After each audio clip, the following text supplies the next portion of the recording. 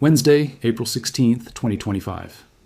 In an office at the University of Cambridge's Institute of Astronomy, astrophysicist Niku Madhusudan is staring at a spectrum on his screen, a jagged line of light, B, broken down wavelength by wavelength, gathered by the James Webb Space Telescope from a planet 124 light-years away. He's seen this particular kind of chart hundreds of times before. This one is different. Buried in DCO he dips in peaks of that spectrum is the chemical fingerprint of a molecule that, as far as anyone on Earth has ever been able to determine, only comes from one source: living things. 2 years earlier, in 2023, Madhusudan's team had caught a faint, uncertain hint of the same signal in this same planet's atmosphere, barely strong enough to take seriously, a whisper easily dismissed as noise, so they turned Webb back home. Orbited the planet, waited months for new data to arrive, and ran the numbers again, using a completely different instrument this time to see if the whisper would hold up. It did. It got louder. By the time Madhusudan and his colleagues published their findings just 1 day later on April 17th, headlines around the world are calling it the strongest evidence yet that life might exist beyond our solar system. This is the story of that evidence, what it actually is, how strong it genuinely is, and why even now the scientists who found it are still telling everyone to be careful before believing it. Before the headlines, before the press conference, there was simply a small research team working late, checking and rechecking a single result they were almost afraid to trust. Colleagues on Madhusudan's team have since described the days leading up to the April 2025 announcement cement as tense in a very particular way. Not the tension of a dramatic breakthrough arriving all at once, but the slower, more exhausting tension of running the same statistical checks over and over, half hoping the signal would hold, half bracing for it to quietly dissolve back into noise the way so many promising astronomical signals eventually do. They didn't rush. Even after the mid-infrared data came back showing the stronger 3 sigma signal, the team spent additional time cross-checking their analysis against alternative explanations, testing whether other, more mundane molecules might be mimicking the specific SP, spectral fingerprint they were attributing to DMS and DMDS. Only once they were reasonably confident the signal wasn't simply an artifact of the instrument or a statistical coincidence in how the light had been and processed did they move toward publication, first in the Astrophysical Journal letters, and then, almost immediately afterward, into a global news cycle that neither the paper's careful, hedged language nor its authors' repeated calls for caution could fully control. The planet at the center of this story is called K2-18b, and it wasn't originally discovered because anyone was hunting for life. It turned up in 2015 in data from NASA's K2 mission, a repurposed version of the Kepler Space Telescope, as it scanned a small, dim red dwarf star in the constellation Leo for the telltale dip in brightness that signals a planet passing in front of its star. K2-18b immediately stood out for its size, roughly 8.6 times the mass of Earth and about 2.6 times its diameter, placing it in a category of planet that doesn't exist anywhere in our own solar system, wedged awkwardly between rock, high worlds like Earth, and gas giants like Neptune. Astronomers call these sub-Neptunes, and they turn out to be one of the most common types of planet in the entire galaxy, even though we have no direct example of one close enough to study in detail, which made K2-18b, orbiting comfortably within its star's habitable zone, an unusually valuable target from the moment it was found. In 2019, ground-based and early space telescope observations detected water vapor in K2-18b's atmosphere, the first such detection ever made for a planet of this size sitting inside a habitable zone. That finding alone made headlines. B. But it also raised a harder question that would take years, and the far more powerful James Webb Space Telescope, to even begin answering. What kind of world was K2-18b actually? A miniature Neptune, wrapped in a thick, crushing hydrogen atmosphere with no surface to speak of, or something Madhusudan's team had a more specific name for, a hycean world, a term they coined by combining hydrogen and ocean, describing a hypothetical class of planet with a genuine global ocean of liquid water sealed beneath a hydrogen-rich atmosphere. If K2-18b really were a hycean world, its ocean, by some models, could be temperate enough, chemically stable enough, to potentially support life. Not necessarily anything complex, but something. And that possibility is exactly what sent Madhusudan's team back to Webb again and again over the following years. To understand why one particular chemical signature set off this entire story, you need to understand dimethyl sulfide, DMS for short, and why, on Earth at least, its presence is treated almost as a signature written by biology itself. DMS is a simple organic molecule, and on our own planet, it's produced almost exclusively by marine phytoplankton, microscopic, plant-like organisms drifting near the ocean's surface. It's the same compound responsible for a significant part of the distinctive smell of a sea breeze released into the atmosphere in staggering quantities by ocean life every single day. Astrobiologists have studied DMS as a potential biosignature, a chemical whose detection elsewhere might indicate life, for well over a decade, precisely because no confirmed non-biological process on Earth produces it in any meaningful quantity. When Madhusudan's team first analyzed K2-18b's 2023 Webb data, they found a weak, tantalizing hint of DMS, alongside its close chemical cousin, dimethyl disulfide, or DMDS. The signal, though, was FR, frustratingly faint. Statistically, it reached only what scientists call a 2 sigma level of confidence, meaning there was roughly a 5% chance the entire pattern was simply a statistical fluke, random noise in the data that happened to resemble a real signal. Far too weak to claim anything. Interesting enough not to ignore. So the team went back. Using a different instrument aboard Webb, its mid-infrared spectrograph, capable of detecting different wavelengths of light than the near-infrared data used in 2023, they observed K2-18b again, gathering fresh, independent data, specifically to see if the earlier hint would reappear.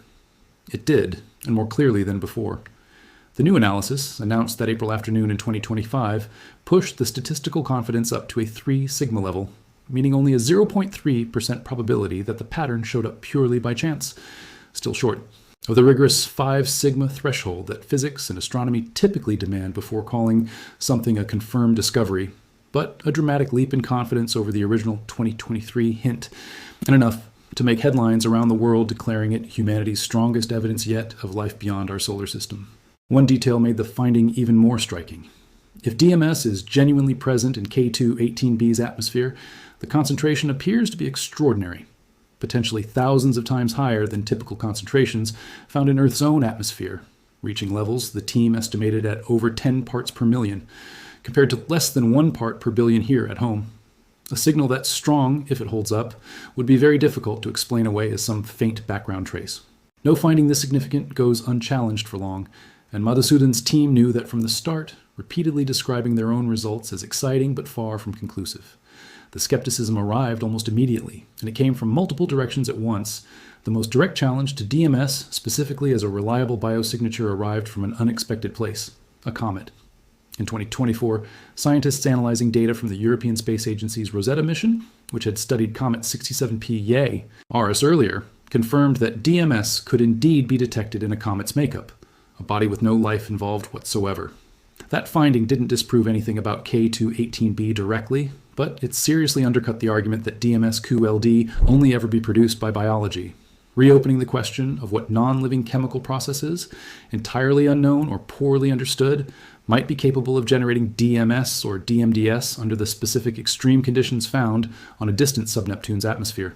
Other researchers raised concerns about the interpretation of the spectral data itself, arguing that at these low signal strengths, several different molecules can produce overlapping, easily confused signatures in Webb's data, making it genuinely difficult to be certain the team was looking at DMS and DMDS specifically, rather than some other combination of chemicals altogether. Some scientists also questioned the underlying hycean world model itself, suggesting GK2-18b's deep, high-pressure atmosphere might in fact be far too hot, or its interior far too different from Earth's oceans, for the kind of stable, life-supporting liquid water layer the hycean hypothesis requires. Then, in July of 2025, just months after the original announcement, a new NASA-led analysis, posted to the R preprint server, delivered the most direct challenge yet. Using an independent reanalysis of Webb's data, this team confirmed that K2-18b was genuinely water-rich, with a complex, real atmosphere, but found no conclusive evidence for dimethyl sulfide specifically, tempering much of the excitement generated by the April announcement and underscoring, in the researchers' own words, just how difficult signals like this genuinely are to interpret with confidence at the current edge of what Webb's instruments can detect. Madhusudan and his team have continued defending their original analysis, and the scientific debate remains genuinely unresolved as of today. This isn't unusual or even a sign of failure. It's exactly how genuine scientific discovery is supposed to work, especially for a claim this extraordinary.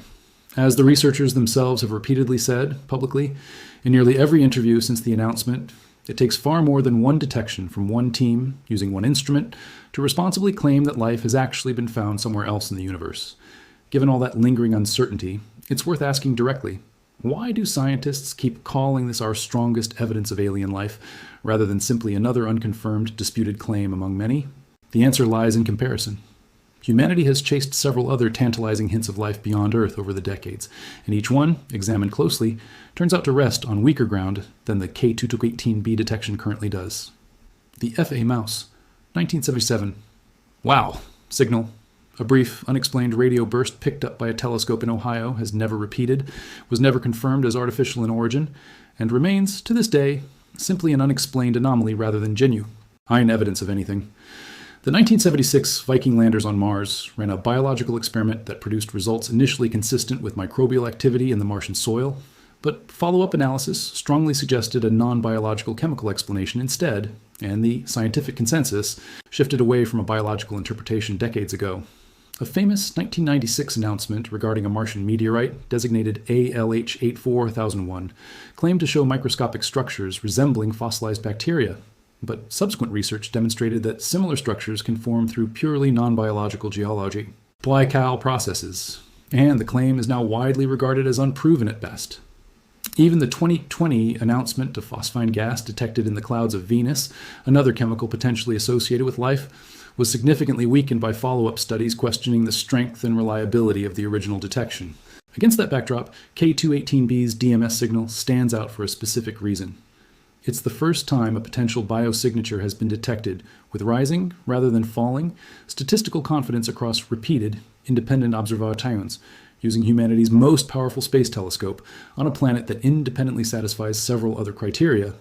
Astrobiologists consider it genuinely promising: a habitable zone orbit, confirmed water vapor, and a plausible physical mode. While explaining how a stable ocean could exist beneath its atmosphere in the first place, it hasn't been confirmed. It has, unlike most prior candidates, also not yet been definitively ruled out there. And the ongoing scientific tug-of-war between Madhusudan's team and skeptics like the NASA-led July 2025 study is, itself, a sign that the evidence is strong enough to be worth fighting over, rather than weak enough to simply dismiss outright. The path forward from here is, by scientific necessity, slow and deliberately cautious. Madhusudan's team has estimated that somewhere between 16 and 24 additional hours of dedicated Webb observing time could push the statistical confidence in the DMS detection up toward the rigorous 5 sigma threshold the scientific community requires before treating any finding as genuinely established. Though reaching that threshold, W, would still only confirm the chemical's presence, not settle the far harder question of whether it's actually being produced by life or by some unknown non-biological chemistry unique to a world unlike anything in our own solar system. Other telescopes and future missions are expected to weigh in as well. Continued observation time on Webb itself remains the most immediate resource. But longer term, next-generation observatories currently in development, designed specifically to study the atmospheres of potentially habitable exoplanets in far greater detail, will eventually be able to cross-check findings like this one using entirely different instruments and techniques, providing exactly the kind of independent confirmation that responsible scientific practice demands before any claim this significant can be taken as settled. For now, K218b remains suspended in a genuinely rare and remarkable scientific position. Not confirmed, not disproven, sitting closer to the edge of a real answer than almost anything humanity has ever found while searching for life beyond Earth. Every astronomer involved on every side of the ongoing debate. E agrees on at least one thing, that whatever the ultimate answer turns out to be, arriving at it responsibly is going to take patience, skepticism, and a willingness to keep questioning even the most exciting result, for as long as it takes to get the science right. Somewhere out there, 124 light years away, a small red dwarf star continues to warm a planet that may, or may not, harbor a global ocean, thick with drifting microbial life, quietly producing a gas that smells, on our own world, like the edge of the sea. And somewhere back on Earth, a team of scientists keeps watching, keeps questioning their own best result, and keeps waiting for the universe to answer more clearly than it has so far.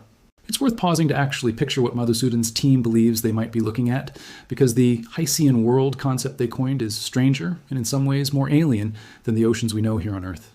If K218b really is a hycean world, its surface, in the loosest sense of the word, would be a single planet-wide ocean with no continents, no islands, nothing resembling dry land anywhere at all, just water, stretching uninterrupted around the entire circumference of the planet, sealed beneath a thick, hazy atmosphere made mostly of hydrogen, a gas so light it would feel almost weightless compared to the air we breathe on Earth, yet dense enough, at K218b's scale, to trap heat and pressure the ocean below into conditions unlike anything found in any sea on our own planet, depending on exactly how deep that ocean runs. The crushing pressure at its base could compress water into exotic high-pressure ice phases that don't naturally occur anywhere on Earth, forming a strange boundary layer between liquid ocean and whatever rocky or icy material makes up the planet's true interior, far below. The temperature at the cloud tops of K2-18b's atmosphere, based on current modeling, could sit within a range broadly compatible with liquid water, but conditions closer to the surface remain genuinely uncertain, with some models suggesting an ocean that could be temperate and stable and others suggesting conditions closer to a runaway greenhouse, far too hot for any Earth-like biology to tolerate. This uncertainty is precisely Da's use. Hi Madhusudan has been careful in nearly every public statement since the announcement to describe DMS specifically as a possible biosignature E, rather than confirmed proof of anything. The chemistry might be right, but the underlying planet it's coming from remains in important ways still a hypothesis rather than a fully mapped, understood world. It's worth spending a moment on what it would actually mean, practically and philosophically, if this specific detection ultimately survives the ongoing scrutiny and gets confirmed by independent teams using independent instruments in the years ahead. For one, it would represent the first time in human history that credible scientific evidence pointed toward life existing anywhere beyond our own solar system. Not a hypothesis, not a statistical argument about how many habitable planets probably exist across the galaxy, but an actual specific testable signal from an actual specific nameable planet. Every previous discussion of extraterrestrial life across the entire history of science has been forced to remake pose, and almost entirely theoretical, resting on probability arguments like the Drake equation rather than direct observational evidence. A confirmed detection at K2-18b would end that particular chapter of human history permanently, regardless of what came next. It would also, almost immediately, raise a far harder set of questions than it answered. If life can arise and thrive within a hydrogen-rich atmosphere over a planet-wide ocean with no dry land, no familiar continents, and chemistry potentially very different from Earth's own biology, it would suggest that life itself might be far more chemically flexible and far more common throughout the galaxy than most models built purely a round Earth-like conditions have ever assumed. Sub-Neptune planets like K2-18b, after all, are already known to be among the most common planetary types found throughout the Milky Way Y. Meaning that if hycean worlds really can host life, the total number of potentially habitable environments scattered across the galaxy could turn out to be dramatically larger than scientists have generally estimated, simply because an entire category of planet, previously written off as too alien to bother searching closely, would suddenly become a serious candidate worth investigating in detail. None of that changes the immediate scientific reality, though, which remains stubbornly, deliberately cautious. Extraordinary claims, as the saying long attributed to astronomer Carl Sagan goes, require XD. Where ordinary evidence and a 3 sigma detection, even one built on genuinely careful, repeated observation, still falls well short of that bar. Madhusudan's team knows this better than anyone, which is exactly why, in the same announcement that generated so many breathless headlines around the world, they were also the ones most insistent that nobody, including themselves, should treat this as a confirmed discovery just yet. Perhaps the most genuinely interesting part of this entire story is the position it leaves everyone in, scientists and the public alike, of having to sit patiently with a question that remains open rather than being handed a clean, satisfying answer either way. Madhusudan has described the current situation in various interviews since the announcement as being at an early, uncertain stage of what could become one of the most important discoveries in the history of science, while being equally clear that it could just as easily turn out to be nothing at all, an unusual non-biological chemical process, still entirely unknown to human science, quietly producing a signal that merely resembles life. His chemical signature without actually indicating anything living at all. Both outcomes remain genuinely possible, given the current data, and honest scientists on every side of the debate, including the team behind the skeptical July 2025 NASA-led reanalysis, have been careful not to claim more certainty than the evidence currently supports in either direction. That patience, uncomfortable as it might feel to anyone hoping for a dramatic final answer, is exactly what responsible science looks like when it's working correctly.